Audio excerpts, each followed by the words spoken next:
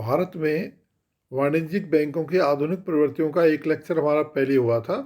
अभी उसका जो शेष भाग है वो हम अब आपसे डिस्कस करने वाले हैं।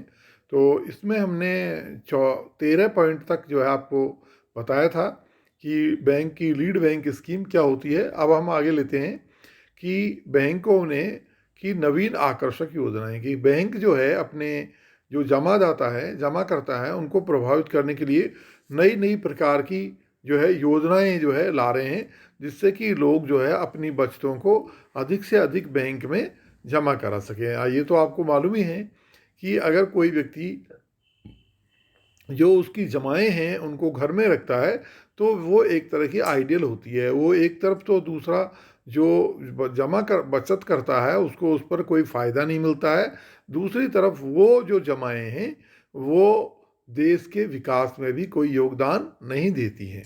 तो इसलिए हम भी चाहते हैं, देश भी चाहता है, बैंक भी चाहता है कि जो हमारी बचत करता है वो अपनी जमाओं को तुरंत और अधिक से अधिक मात्रा में बैंकों में जमा कराएं, जिससे बैंक की सुदृढ़ता बढ़े, उस व्यक्ति का उसकी समृद्धि बढ़े और देश का विकास हो। तो इन लिए जो हमारे जो बैंक हैं वो क्या क्या करते हैं, उपभोक्ता ऋण योजनाएं। तो ये जो है उपभोक्ता जो है हमारा जो बैंकों के जो कस्टमर हैं उनको उपभोग की वस्तुएं खरीदने के लिए ऋण देते हैं। जैसे फ्रिज खरीदने के लिए ऋण देंगे, जैसे कि आपके जो है किसी प्रकार का उनका शादी विवाह का खर्च आता है तो उसके लिए ऋण देते हैं।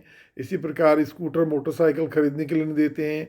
और विभिन्न प्रकार के जो घर के उपकरण हैं, घर की जो सहायक चीज़ें हैं जिससे कि उपभोक्ता का स्टैंडर्ड बढ़ सके या स्तर बढ़ सके, उनके लिए बैंक आजकल ऋण दे रहे हैं।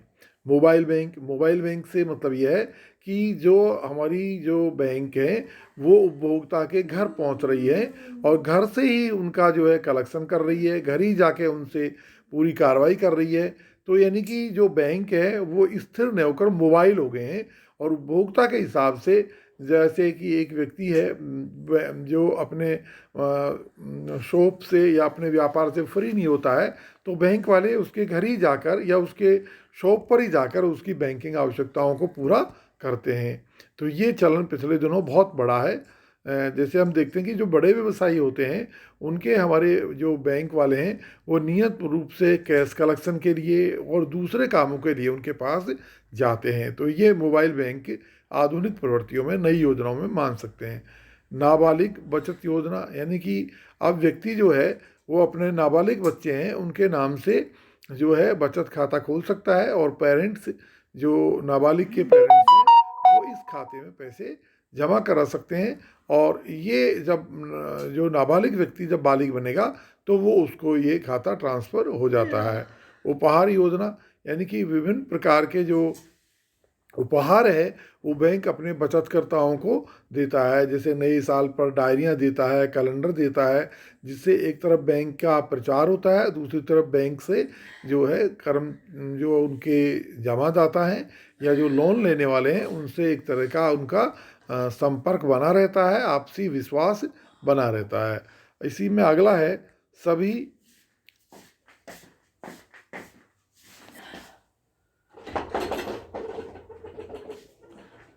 अभी ये अच्छा अभी यात्रा बाद में भुगतान योजना। तो इसका मतलब है कि जैसे जो टूरिज्म के लिए जो प्रोत्साहन के लिए जो बैंक जो है अपने जो अच्छे कस्टमर हैं उनको ये कहता है कि भाई आप अभी अपना पैसा खर्च कर लीजिए, जहाँ भी आपको घूमना फिरना है घूम आइए और उसके बाद में आप घर आकर बाद में हमें पेमेंट कर सकते हैं। ये पेमेंट आप हमें किस्तों में दे सकते हैं, चाहे तो एक साथ भी दे सकते हैं। विनियोग सुधार योजना, यानी कि अगर किसी के पास में पैसा है, बचतें ज़्यादा है, किसी वजह से धन आया हुआ है, तो किस क्षेत्र में इसका इन्वेस्टमेंट करे जिससे कि उससे ज़्यादा फ़ायदा हो, इस प्रकार की सुविधाएं भी हमारे बैंक देते हैं।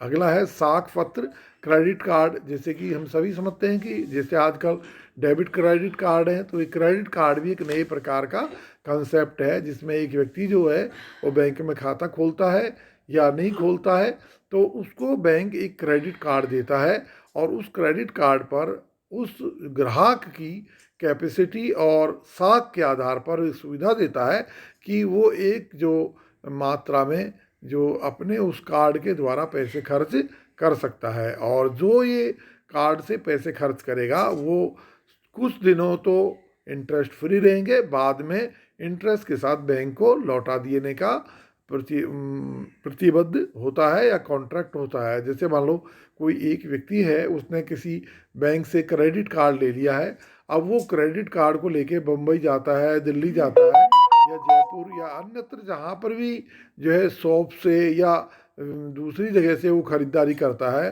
तो वो खरीदारी कर बिना पैसे के उस कार्ड के हिसाब से खरीदारी कर लेता है। जितनी जितनी खरीदारी करते जाता है, और कुछ मात्रा में पैसे निकालना भी अलाउ होता है कार्ड से, वो निकाल लेता है। उसके बाद में उसे पता लगता है कि एक महीने में वो करीब 40,000 की खरीदारी कर चुका है। अब ये जो लिमिट है 40,000, 1 लाख, 2 लाख, ये जो हमारा व्यक्ति है जिसने कि क्रेडिट कार्ड जिसको मिला है, उसकी साख के अनुसार तय होता है। तो जैसे इसने अभी 40,000 रुपये की जो खरीदारी कर ली है, ये इसको अगले महीने जो है बैंक में चुकानी होगी। अगर वो बैंक में नहीं चुकाता है तो उस पर ब्याज लिया जाएगा, और अगर वो सही टाइम पर नहीं चुकाता है और ब्याज नहीं दे पाता है तो फिर और भी ज़्यादा पेनल्टी सहित ब्याज लेने का इसमें प्रावधान होता है।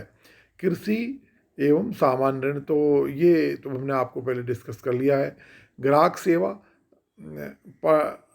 ग्राहक सेवा से मतलब सभी लोगों ने, जो बैंकों ने अभी कस्टमर केयर सेंटर खोल लिए हैं, जिसमें अगर किसी हमारे ग्राहक को, चाहे वो बैंक से ऋण प्राप्त करने वाला हो या बैंक में जमा प्राप्त देने वाला हो, कोई भी जो है वो व्यक्ति अपने संबंधी कोई प्रॉब्लम है, कोई पूछताछ करनी है, तो अपने कस्टमर जो केयर सेंटर है उस पर बात करके अपना समाधान प्राप्त कर सकता है।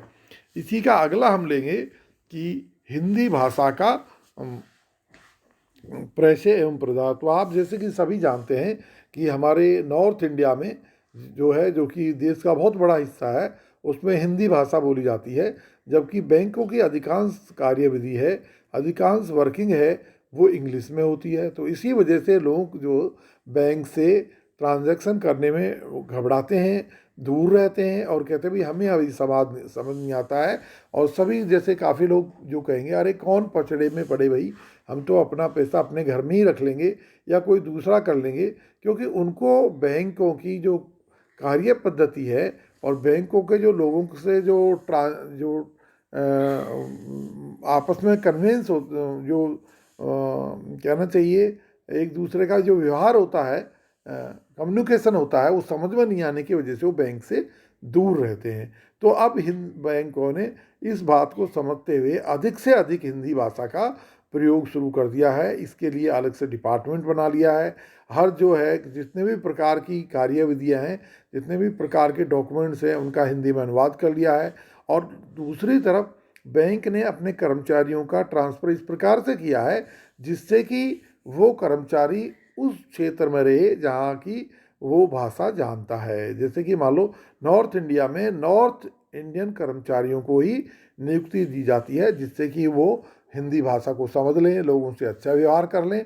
और इसी तरह से साउथ में जो भी प्रदेश में जो भाषा बोली जाती है उससे संबंधित कर्मचारी रखे जाते हैं।